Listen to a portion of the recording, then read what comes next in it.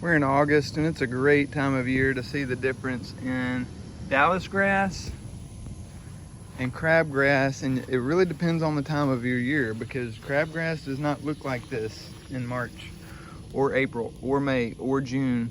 Perhaps in July, not typically in June, maybe in June if it's just really living its best life in a wide open area like this where there's nothing else growing.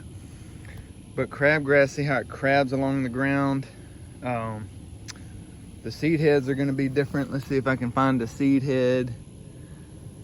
Plants don't produce seed heads until they feel under stress, and this one doesn't feel under stress. It's living its best life, so there's no seed head here actually. But that's always an easy way to tell the difference. Dallis grass, you know, it's going to look like this. It can look like this in February in central Mississippi.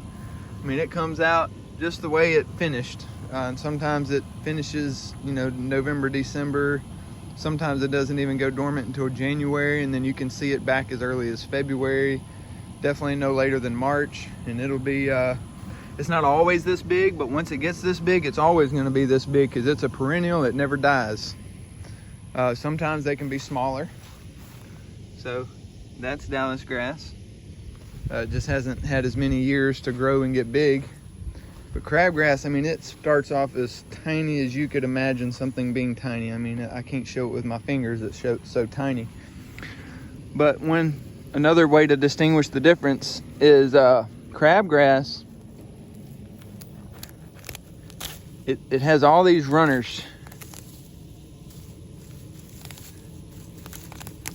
And it all comes back to one base, because it crabs along the ground growing sideways. This one's so mature and doing so well that it wasn't so easy to pull up. But you can see that was all, that's one crabgrass plant. Took up that whole area, just one.